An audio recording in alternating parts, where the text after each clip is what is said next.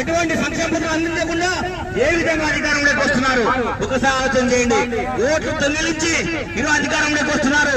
అందుకోసమే రాహుల్ గాంధీ గారు ఈ ఓట్లందరినీ గద్దె దించాలని చెప్పి ఒకే ఒక నినాదంతో ఈరోజు దేశవ్యాప్తంగా యాత్ర చేపడుతున్నాడు. అందుకోసమే ఈ రాష్ట్ర ప్రజలు, దేశ ప్రజలందరూ కూడా ఈ రాజ్యాంగాన్ని పరిరక్షించుకోవాలి, ప్రజాస్వామ్యాన్ని పరిరక్షించుకోవాలి.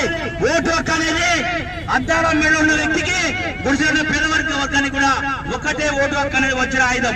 అలాంటి వచ్చిన ఆయుధాన్ని ఈ రోజు ఈ దేశ ప్రజలను మోసం చేస్తూ దోచుకున్నటువంటి నరేంద్ర మోడీ, అమిత్ షా, కేంద్రంలో బీజేపీ ప్రభుత్వం గద్దె దిగాలని చెప్పి కాంగ్రెస్ పార్టీ నాయకులు అందరం కూడా రాహుల్ గాంధీ గారికి చేయి కలిపి, భుజం కలిపి ఈ దొంగ ఓటు తగ్గినటువంటి బీజేపీ కేంద్ర ప్రభుత్వాన్ని గద్దె దించేంత వరకు కూడా మన పోరాటం చేయాలని చెప్పి ప్రజలలోకి గడప గడపకు కాంగ్రెస్ పార్టీ వారి యొక్క రాజ్యాంగం తీసుకోవాలని చెప్పి నేను కోరుకుంటున్నా. ఇప్పుడు మా డోన్ నియోజకవర్గ ఇన్ఛార్జి మధ్యరెడ్డి మర్రాల్సిన 2 నిమిషాలు కోరుతున్నా. సోదరులారా, ఈరోజు దేశవ్యాప్తంగా మరి ఒక భయంకరమైనటువంటి పరిస్థితి మనం చూస్తా ఉన్నాం. మరి ప్రతిపక్ష నాయకుడు రాహుల్ గాంధీ గారు ఈ దేశంలో ఎలక్షన్ కమిషన్, బీజేపీ రెండు కలిసి మరి ఓట్లు దొంగతనం చేశాయని చెప్పేసి ఒక ప్రెజెంటేషన్ చేయడం జరిగింది.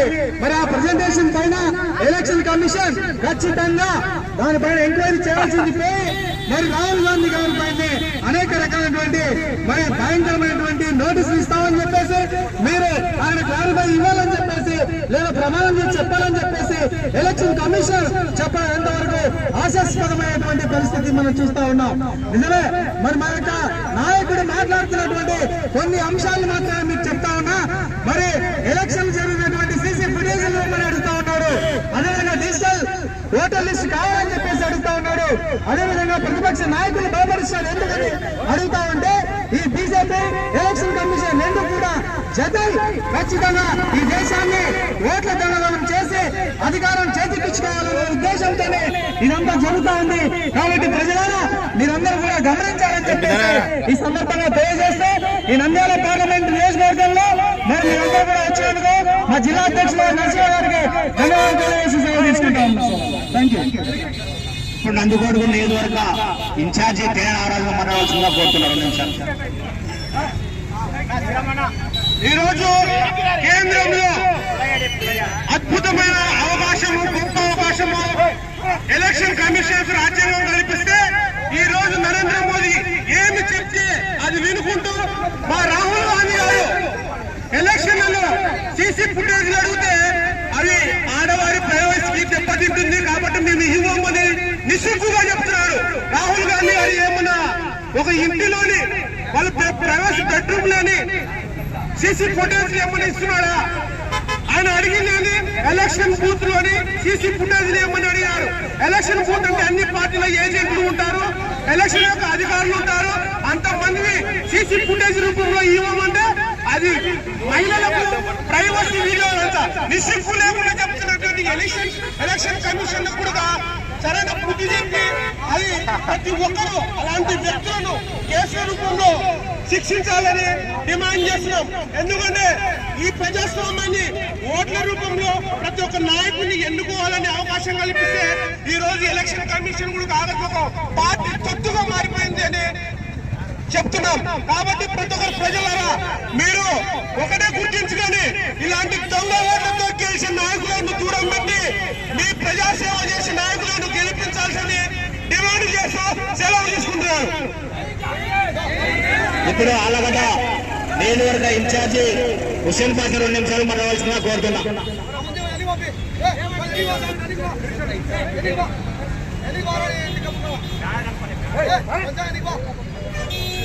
ఈరోజు పాండ్యం నియోజకవర్గం కర్నూలులో ఈ యొక్క ఓట్ షో కార్యక్రమానికి నంద్యాల పార్లమెంటు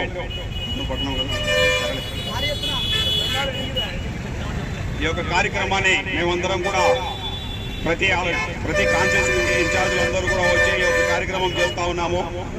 ఈ మధ్యలో మా యొక్క నాయకుడు రాహుల్ గాంధీ గారు ఓట్ చోరీ విషయంలో అందరికీ ఈజీ పైన వాళ్ళ గుడ్డలు కూడా తీసి నిలబెట్టే ప్రతి విధంగా ప్రయత్నిస్తున్నారు. అటువంటి ఒక వ్యక్తిని మనం అందరం కూడా సపోర్ట్ ఉండేది పోయి చాలా మంది కొందరు ఓట్ చోరీ జరిగిందా, అది ఎలా జరిగిందని అడుగుతున్నారు. ఇది ఆరోపణ కాదు, ఆధారాలు చూపిస్తున్నారు రాహుల్ గాంధీ గారు. దానికి సమాధానం చెప్పాల్సింది ఈసీ. దాంట్లో ఈసీ చెప్తా ఉంటే బీజేపీ నొప్పి ఇప్పుడు ఎక్కడ తెలియదో మాకైతే తెలియదు. మీరు దొంగ ఓటుతో గెలవకపోతే తెలంగాణ రాష్ట్రంలో ఎమ్మెల్యేలు ఓడిపోయిన ఎమ్మెల్యే క్యాండిడేట్లు ఎంపీలకు గెలిచారు. How is possible? ఎలా ఉంది? ఎట్లా సాధ్యం అవుతుంది? ఒకటో తరగతిలో ఫెయిల్ అయిన అబ్బాయి 10th క్లాస్ పాస్ అయినాడని ఎట్లా నమ్ముతారు ప్రజలు? ఇది ఖచ్చితంగా కూడా దొంగ ఓట్లతో జరిగిన విషయమే. రాహుల్ గాంధీ గారి లిస్ట్ లో ఒక 4-5 రాష్ట్రాల లిస్టు మాత్రమే వచ్చింది. త్వరలో ప్రతి గ్రామంలో కూడా ఏమేమి జరిగిందో కూడా అన్ని కూడా తీయడానికి మేము సిద్ధంగా ఉన్నాం. రాహుల్ గాంధీ తోటి మేము కలిసి నడిచి పోరాటం చేయడానికి సిద్ధంగా ఉన్నాం. ఈ దొంగ ఓట్లతో అధికారం ఎక్కిన అధికార పార్టీని గద్దెదించిన వరకు మేము నిద్రపోవని చెప్పి సెలవు తీసుకుంటున్నాను. జై హింద్, జై కాంగ్రెస్. శ్రీశైలం నియోజకవర్గ ఇన్ఛార్జి ఇస్మాయిల్ 2 నిమిషాలు మాట్లాడాల్సిందా?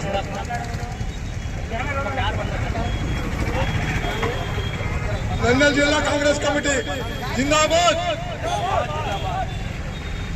ఈ రోజు దొంగ ఓట్లతో కలిసి గద్దెక్కిన వాళ్ళందరూ సీట్లు ఖాళీ చేసి వెళ్ళిపోవాలని శ్రీశైలం నియోజకవర్గం నుంచి మేము కాంగ్రెస్ పార్టీ తరఫున డిమాండ్ చేస్తున్నాము. జై హింద్ కాంగ్రెస్, జై జై కాంగ్రెస్.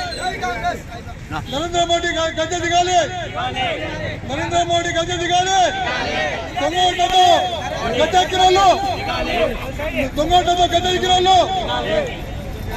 ఇప్పుడు పాణ్యం నియోజకవర్గం 16 వార్డుల ఇన్ఛార్జి రజాకు 2 నిమిషాలు మాట్లాడాల్సిన కోరుతున్నాం.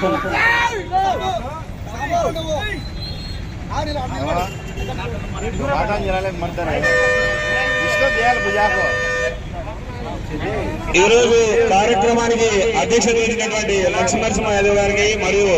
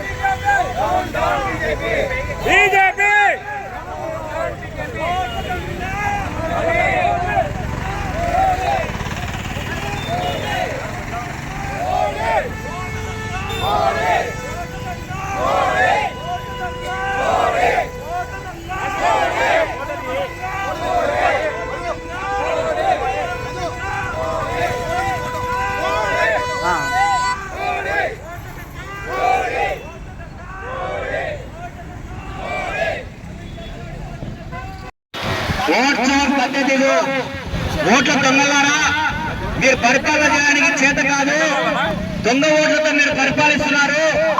మీరు నరేంద్ర మోడీ బీజేపీ ప్రభుత్వం గద్దె దిగాలని చెప్పి ఈ రోజు దేశవ్యాప్తంగా కాంగ్రెస్ పార్టీ ఓట్ చోర్ గద్దె దిగాని నినాదంతో ఈరోజు కార్యక్రమం చేపట్టడం జరుగుతుంది. నరేంద్ర మోడీ గారు ఒక ప్రజాస్వామ్యాన్ని పూర్తి చేస్తున్నారు, అదేవిధంగా రాజ్యాంగాన్ని విస్మరిస్తున్నారు, అదేవిధంగా ఓట్ల దొంగిలించి ఈరోజు గద్దెనెక్కారని చెప్పి మనకు స్పష్టంగా అర్థమవుతుంది. అందుకోసమే రాహుల్ గాంధీ గారు బీహార్ లో ఏదైతే అధికార యాత్ర చేపట్టారో ఆయనకు మద్దతుగా ఈ రోజు కాంగ్రెస్ పార్టీ నంద్యాల పార్లమెంట్ జిల్లా కాంగ్రెస్ కమిటీ అందరు నియోజకవర్గ ఇన్ఛార్జీలు, అదేవిధంగా మండల అధ్యక్షులు, అనుబంధ సంఘటన